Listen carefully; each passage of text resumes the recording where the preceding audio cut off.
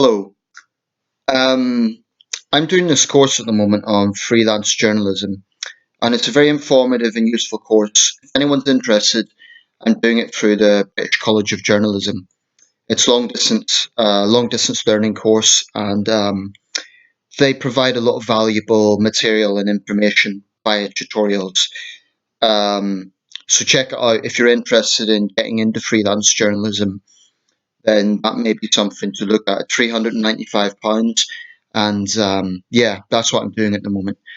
Not right now, obviously, but I mean, ongoing. It's done through 12 tutorials. They send it every Monday by email, and there's assignments at the end of each one. But you've got up to 2 years to complete it. So anyway, that's just a little bit of background. It relates to this video because this is about I don't want to say it's about journalism because I don't think it is, but it comes under the umbrella for a specific reason. What I want to talk about is the paparazzi. And a specific example of this is I was going to say TMZ, that's the Americanism, TMZ as we would say in the UK. Now, there's a general consensus that this is trash.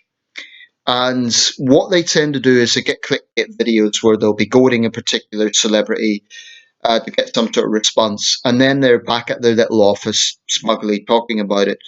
I think this is repulsive. And I really think California needs to get its act together in terms of privacy laws, in terms of harassment, because if it's wrong to harass a regular person, it should be wrong to harass a public figure as well in that way. Um, Most people have contempt for the paparazzi and what they do, and make no mistake about it, TMZ is pure paparazzi. I mean, they really are slime balls, in my opinion. I think that shock jock Maury Povich is connected with them. I think they're just complete slime. I mean, they're cynical, nasty, creepy individuals who just have no sense of ethics whatsoever. So, in no reasonable sense can they be called journalists. Because ethics is one of the things this course I'm doing covers. Um, it's one of the things the course covers. So I think what I want to do here is just talk about the phenomenon of the paparazzi and also what I think should be done, and also some of the excuses that are made for them. One of the most prevalent excuses is celebrities want the attention, so it's hypocritical to complain about it. Well, if you are in the music industry, if you're in acting, of course you want attention. You want recognition for the work that you're doing, either as a musician or an actor. And a degree of that will be publicity. So your agent, or maybe even yourself, will be involved in pitching to public appeal, and some of that may be in cynical ways. So I would concede there are some celebrities who perhaps like negative attention because it gives them headlines. There are some people I could definitely see who don't exactly help their own case because it's like they'll deliberately do stupid things, they'll deliberately be as controversial as possible. So that's going to attract those sort of flies that are the paparazzi. That's what it does. But that argument only goes so far because wanting to be recognized for success in your industry surely is not a reason to justify blatant harassment, because there's a world of difference between the red carpet and, you know, when you're with your family outside your house, that sort of situation. I think California must have very, very lax laws because the things that TMZ gets away with is shocking. Um, and what bugs me is not only the apologists, but I think the laws come under freedom. I don't know. I'm not an expert on California law, but if this comes under some sort of freedom of speech, guys, that is insane. That is absolutely insane. And it may be where the American concept of freedom of speech seems to trump the human right of privacy. Um, Obviously, if you are a world famous musician, say like Elton John, who's had a lot of hassle from the paparazzi over the years, or if you're a famous actor like Alec Baldwin, you're going to be in the press. And part of me sort of thinks if, you're a multimillionaire celebrity, then you have to take some of the scrutiny that comes with that. I totally agree with that. If you are in that sort of position, if you've got a privileged life, then and you're a public figure and you've chosen to be in the public eye in that way, then to an extent you have to expect scrutiny. But I think it should be reasonable scrutiny. Goading someone, I mean, the paparazzi, they will literally use someone's dead relative to try and get an emotional response out of them. It's totally, it's callous, it's cruel. I put them in the moral equivalent of the worst sort of criminals. I really do. Because it is outright stalking. I remember when the News of the World phone hacking scandal was going on in this country, some of the testimony that was coming out was shocking. Sienna Miller, the actress Sienna Miller, testified that up to 10 different men, paparazzi, were stalking her at different times. I mean, you can imagine that the distress and the anxiety that would cause a young woman. It doesn't matter if she's famous. This idea that someone, if they're in the public eye, oh well, they don't deserve privacy, is it outrageous?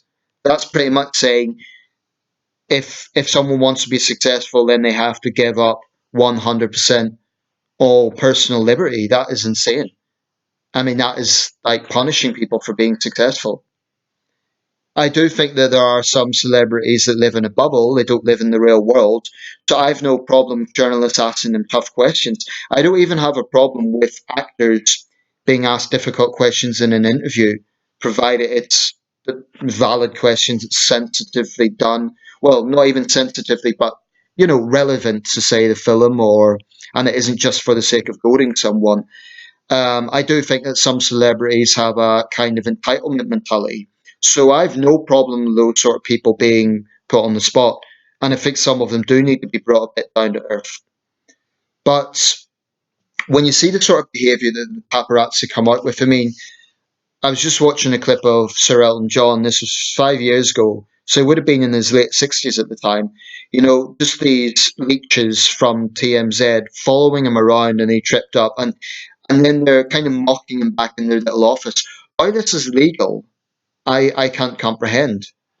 And all I can say is California law, because it was Los Angeles, California law really is is a joke on this area.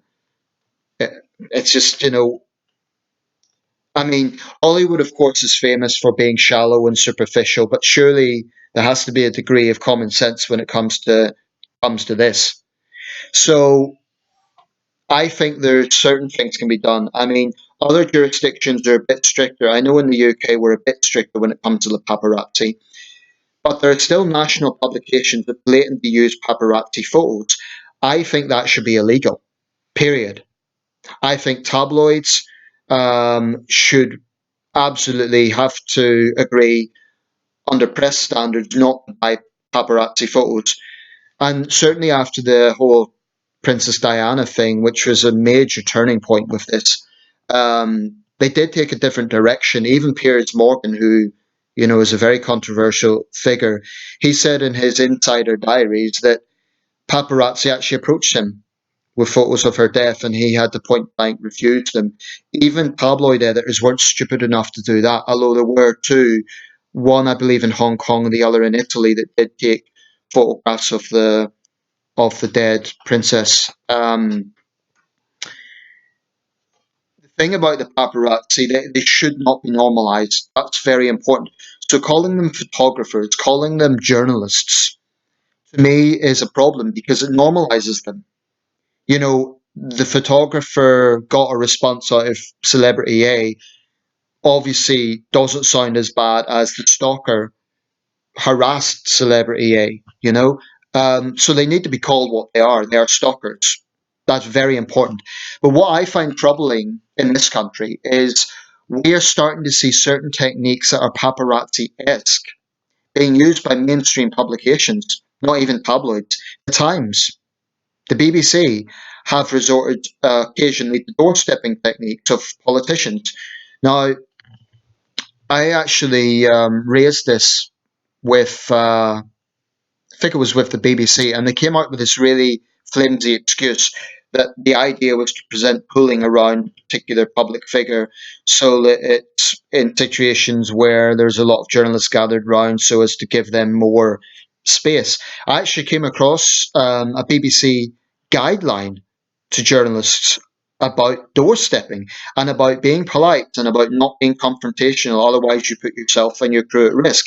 But the whole point about doorstepping is it's aggressive by nature. It's about taking the person unawares and by throwing questions at them. The way I see it is politicians should absolutely come under scrutiny. That is the point of a free press. They should come under scrutiny at their constituency office in Westminster, outside 10 Downing Street, I think is legitimate, but their own home? No, because they're public figures, but their family is not. And that to me is crossing a line. It's bringing their family into it. Whether the press think it is or not, it is, because the family is living there.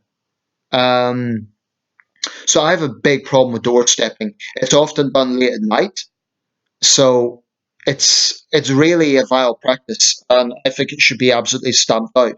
If a politician is refusing interviews, I mean, I know. I think Laura Kuenssberg recently raised this that there was less interviews of political parties. Maybe it's one or two things. Either they are being cowardly and they want to evade scrutiny, or they don't want this sort of gotcha style questioning. What I want to see is journalists asking tough questions, being consistent to all political parties, but being fair. What I do not want to see is gotcha style questions with the sole intention of kind of clickbait television. It's incredible how many experienced journalists go for this. It's such a shallow, cynical technique. Um, there's a huge difference, I think, between tough questioning and gotcha style questioning. But the situation in this country is not as bad as California when it comes to the paparazzi, but I wouldn't say we're totally free of it. And I think a lot more can be done. I think it needs to come under stalking. I think there needs to be legislation to actually outlaw paparazzi agencies. Don't let them operate. And if they do, then they should be deemed as running an illegal operation. Because in the end of the day, you take away the celebrity factor, what you come down to is a group of very aggressive people stalking someone. That's what it is. It's stalking. And it sickens me that this can be normalized in any way, shape, or form. If there is a public figure and they have come under scrutiny and they've done something that is, outrageous, I definitely think they should be put on the spot. And if they, don't do interviews, then they can rightly be called cards. For example, I've called Jeremy Kyle a card for evading scrutiny at the Parliamentary Committee on Reality TV. I think big CEOs of corrupt companies that exploit their workforce who then don't do interviews, I think they're being cardly. So I have no problem with robust criticism, but I do not believe in harassment of anyone in that way, because it's a very damaging thing. Because it then brings a person's family into it, and they don't deserve it. Whatever the celebrity's done, their family do not deserve that sort of situation. And you get these videos with the paparazzi, and it criticizes What I hate is the way that the press talk about so and so lost their temper with the photographer. No, they had a natural response to a stalker threatening their family. That's how it should really read.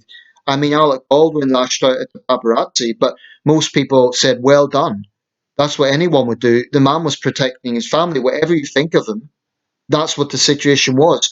So I think the American attitude of freedom of expression goes way too far when it comes to the paparazzi, because that is not an expression, that is an action.